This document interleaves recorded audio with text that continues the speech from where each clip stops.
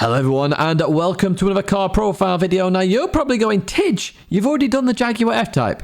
I have, but this is an update video for the Jaguar F-Type, and I'm going to talk about car profiles as a whole going forward because we've had a massive update with the recent patch. Lots of big changes, lots of things have happened, and I want to discuss that in this video. Now first up, let's talk about what has changed. We're now using a low, medium, high-speed bop, which is separate on a per bop basis. It used to all be the same. I used to get questions all the time. Why are you showing all three bops when they're the same? They're not the same anymore. Now you might go, Tidge, did you know this was coming? I didn't know it was coming, no, because let me explain with this Jaguar F-Type. I tested this on Wednesday. Then Thursday, this whole change came, so I've had to retest the Jaguar again. Now this is going to be the only video of car profiles where we're going to look at three bops combined, so we can see what happened in version 1.40, then 1.42, and now the current one in version 1.43. I also want to discuss the high-speed track in a little bit more detail as we get to the high-speed track. But let's look at this Jaguar F-Type first of all. Let's have a look at the bop then in the background. Now, first of all, in terms of the low-speed bop, all we're seeing there is a weight reduction, okay? So it's dropped 15 kilograms down to 1,295 kilograms. These numbers where it's adjusted are based on the previous patch, version 1.42. You haven't seen those tests, but I have done those tests, and they will be shown in this video. The medium speed bop test has lost 5 horsepower. It's actually gone back to its original version 1.40 brake horsepower, but it has lost that weight again there, and likewise for high speed. So both of them are the same there in terms of the medium and the high speed. Just on the high speed tracks briefly, there's not a lot of them, and they're very extreme in certain scenarios, and we're going to discuss that in more detail when we get to it, because I have talked about maybe changing the track, and I'm not too sure at the moment. Without further ado though, that's all the updates in terms of this Jaguar F-Type. Let's jump into the first track then, Laguna Seca, and let's talk about the low speed bop, what's changed in the Jaguar F-Type, and what we need to retest going forward. Right then, here we go with Laguna Seca then, as we head towards turn 1. So in version 1.42, this car had increased horsepower and decreased the weight slightly. Going into this one, we've got a lot of decreased weight as we go through turn 1 with a little bit of oversteer. Now the reduction in weight, the 15 kilograms reduction in weight, seems to have done wonders to this car. It's made it handle much better. Now we are only just under a tenth below the Audi R8 there, which is the fastest car here. Now that Audi R8 hasn't been updated in terms of the low speed bop at Laguna, so we can compare like for like as we go into this left-hander.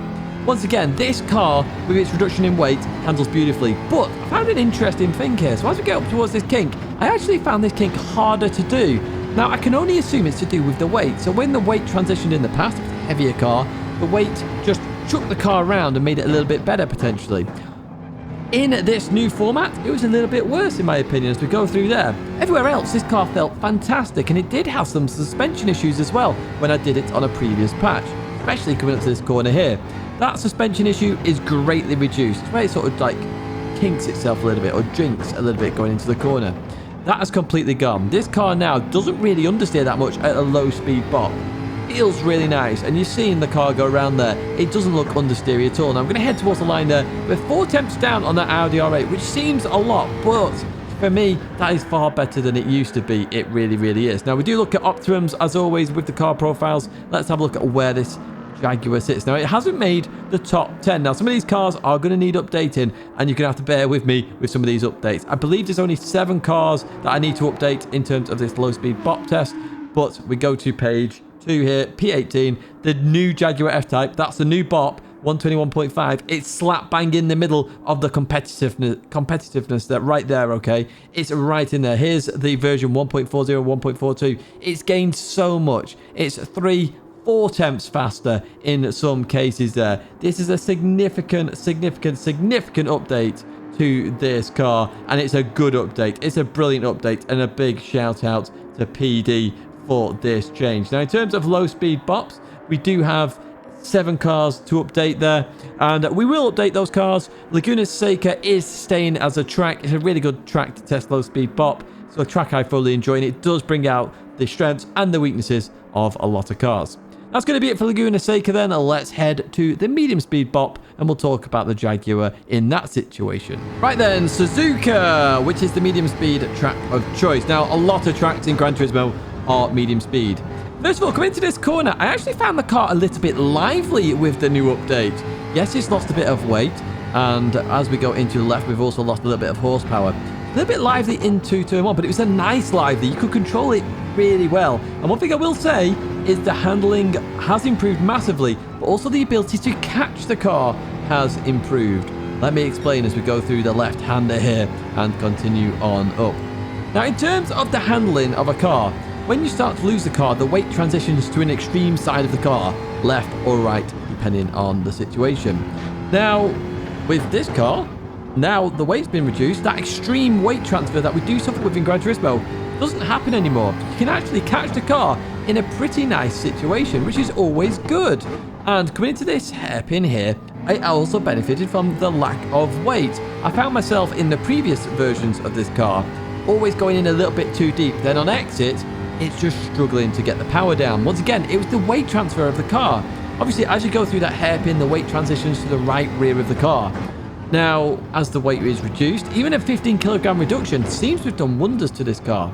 In the S's that I was talking about early on with the handling, the reduced weight means the front of the car is actually not lifting as much as well, which is significant because obviously as you accelerate, all the weight goes to the rear. That lifts the front end up. It means the front tyres aren't having as much contact to the road. The reduction in weight seems to have reduced that issue. Going through 130R there. Look how fast it was going. 148 miles an hour. Very, very good indeed. It seems good on the brakes as well. So do go a bit deep into the Casio triangle all the same. We're going to head towards the line. Now, I will tell you, we are already in the 0.4 area, which, as you know, in terms of the medium speed bot test, is right where it's critical. Now, you've got to go, Tidge, 0.4, you got 0.6 then. Remember, we talk about Optimums when we talk about Suzuka. Let's have a look at the leaderboard then. Now, we were racing the Porsche 911 again there. I say again, we normally race the Porsche 911. That hasn't been updated. Now, the Jaguar F-Type is not in that top 10. So the Porsche 911 is currently at the top. That is still a benchmark time.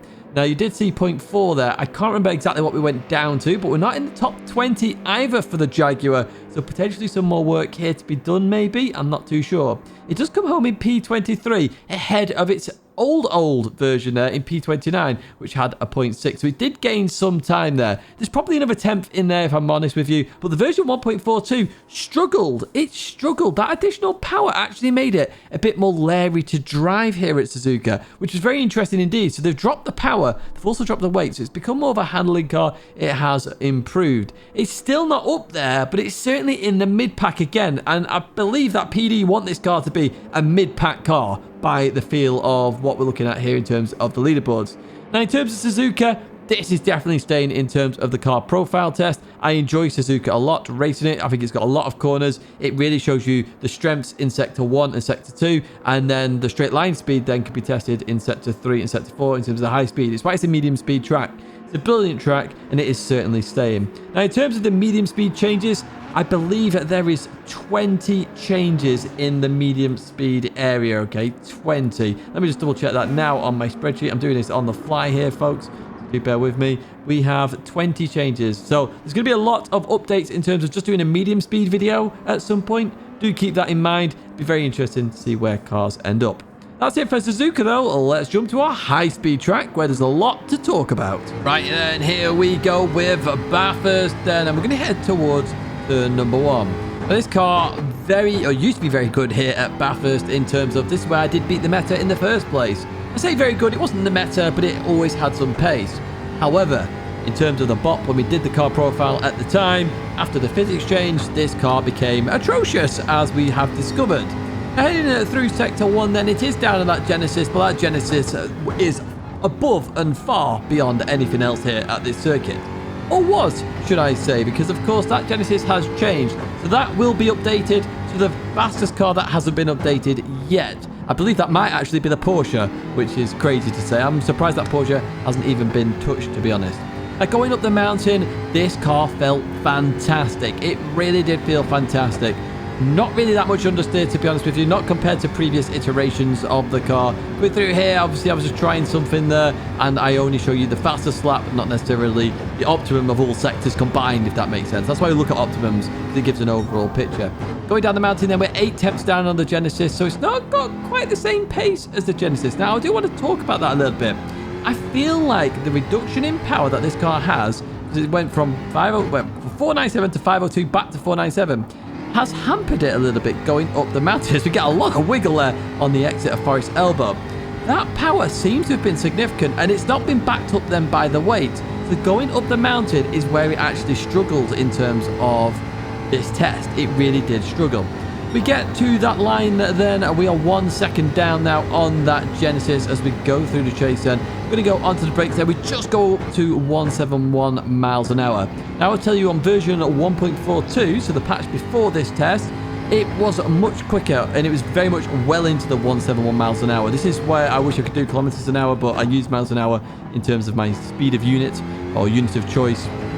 So I can't actually test that. But the version 1.42, definitely that additional horsepower did make a big difference on this particular track. I'm not sure why it made so much of a difference, but it did. We finished there with a 202.6, I think that was in terms of fastest laps. We will have a look at the leaderboard then in terms of Optimums. You can see the Genesis up there. That will be changed. The Mazda needs updating. The Supra needs updating. The Lexus does. And you can see there the Porsche is the next on the leaderboard. I think it's the next on the fastest lap as well. Now here you can see the Jaguar actually has lost pace compared to its previous counterparts. Now let me explain. If I'm around a 10th difference between a test, I would argue it's just that session at that time. You got to think about me as a person. It could be that I'm a little bit more tired than normal. Maybe I've not tested the car as much, although I have tested the car a lot this week, as you know. So there's lots of different variations that can happen. Potentially, I got a really amazing sector on one of the tests, and that boosted it up. So I don't feel like this car has actually improved at all at Bathurst. It's actually stayed where it is, which is bang in the middle of the pack. That actual increase it got from version 1.42 did strengthen it in terms of parts of the mountain.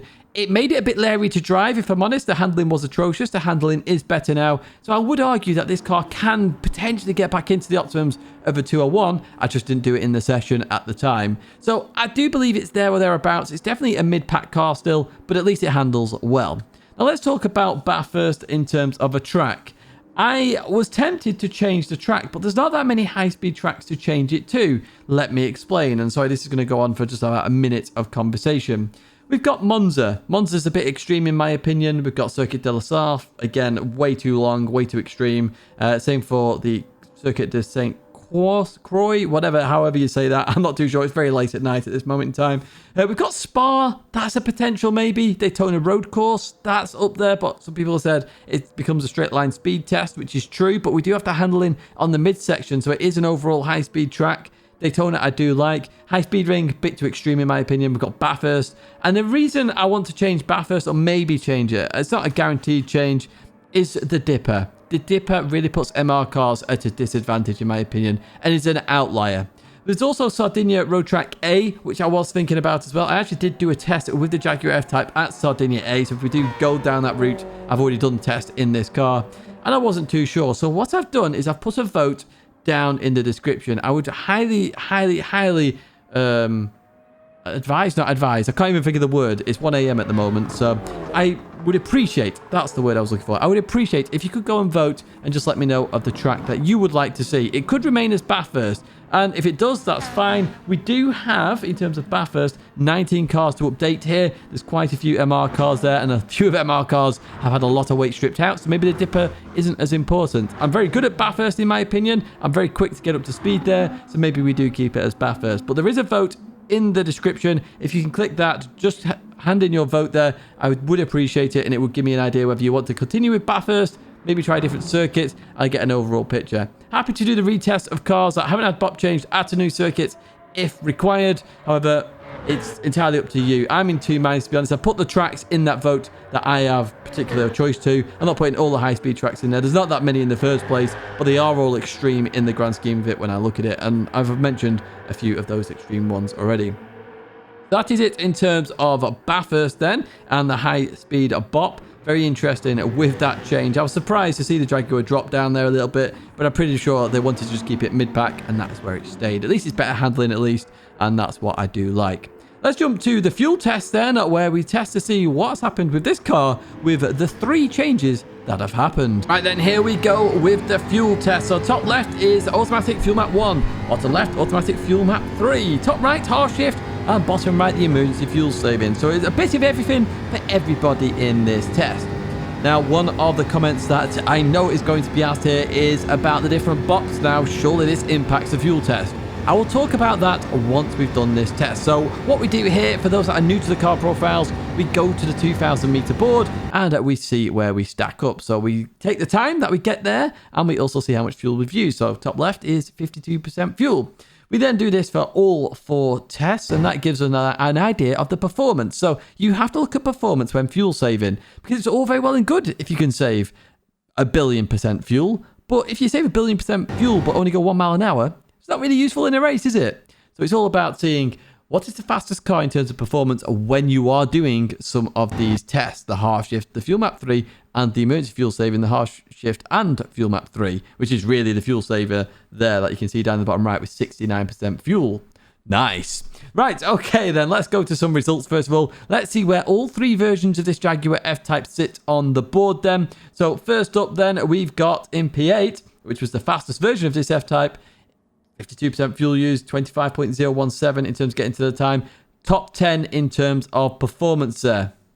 You can see there the newer version in green has actually outperformed the old version, which is good to see there. So it has the same horsepower, but it's showing what the weight does. The weight not that impactful in terms of speed, and that then shows at Bathurst why the time did drop there versus the version 1.42. Quite significant now. Obviously, Bathurst has the uphill section, needs a lot of power to get up there, and that is shown with that performance test. Now we're going to look at the fuel sort of differences when we start doing the automatic fuel map. No, it's a half shift first. I apologize.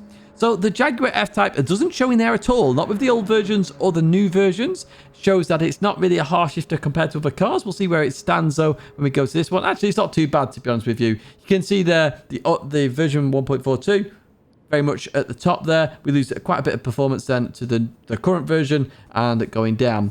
Fuel doesn't really change in this car throughout that range, which is very interesting indeed. And we'll get back onto that once we've looked at the rest of these tables. But very interesting to see that fuel doesn't change even though the power is changing.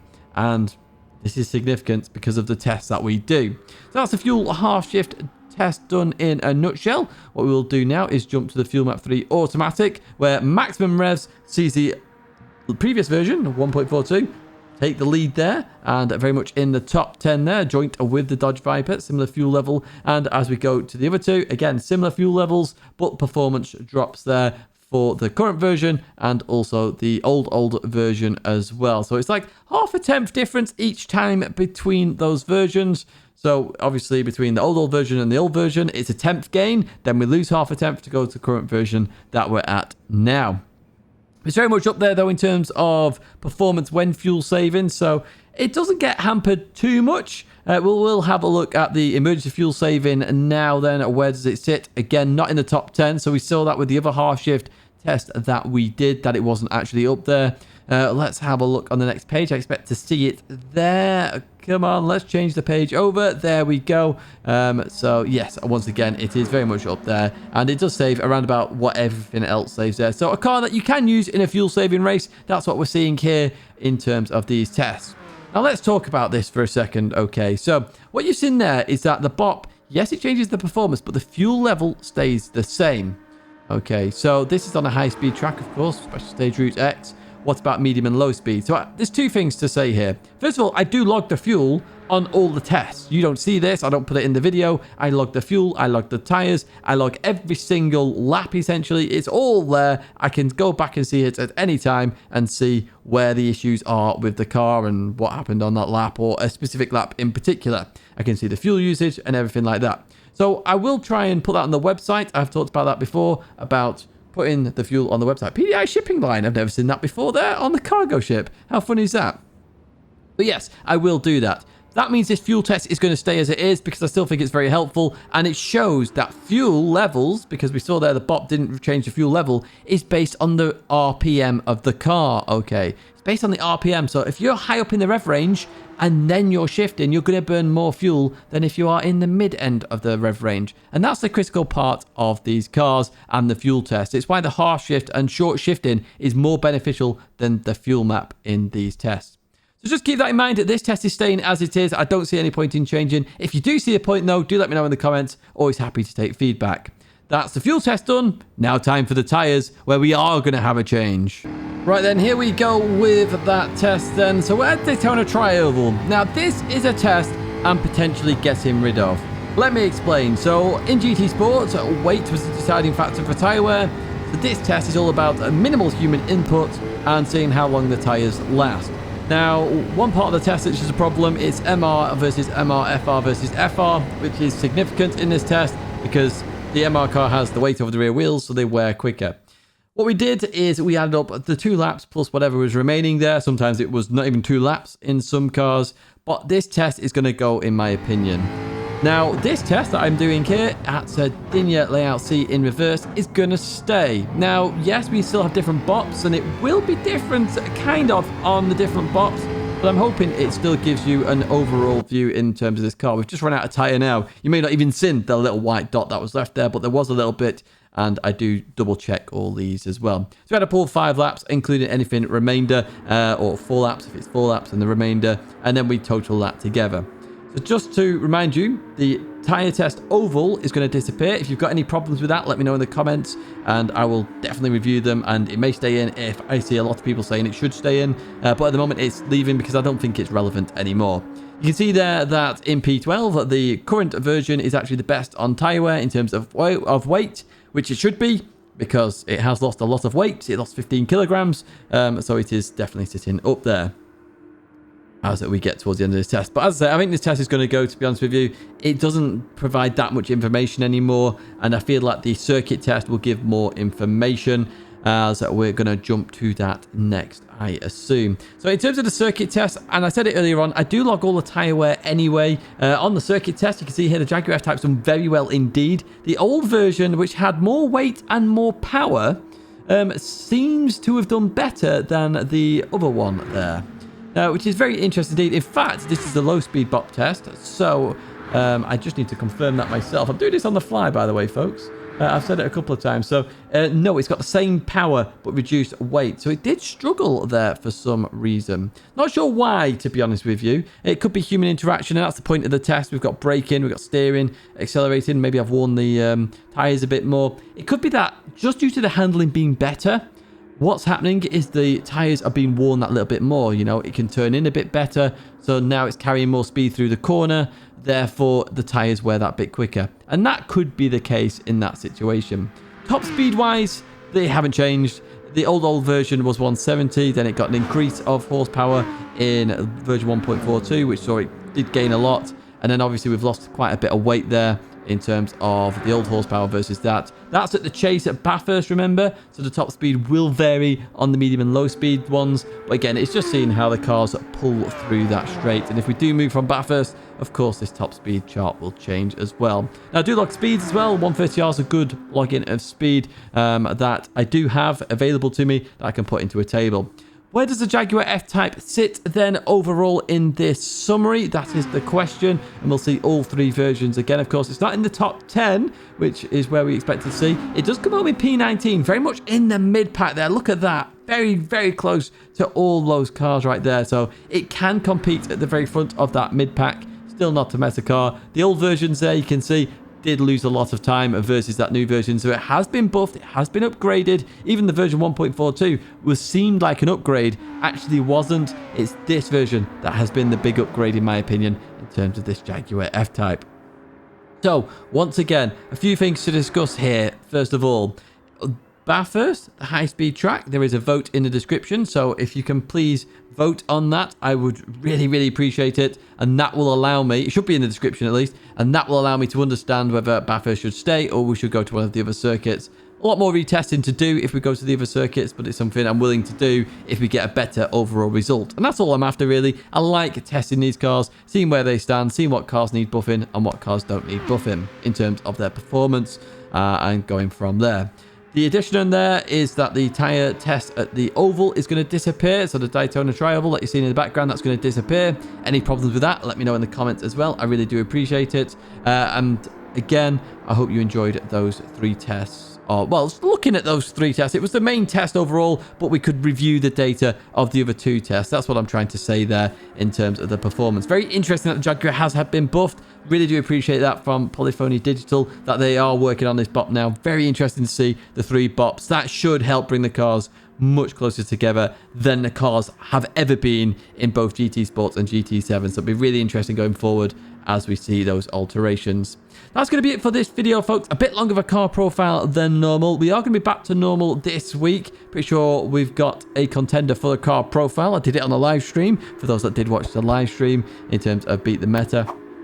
We will be doing updates on those 3 separate bops as well going forward, so do keep an eye out for those videos. Lots to do, lots to be seen, lots to be tested, and lots to find out in terms of GT7. Once again, that's going to be it for this video. A big thank you for watching. If you have enjoyed it, do give it a like.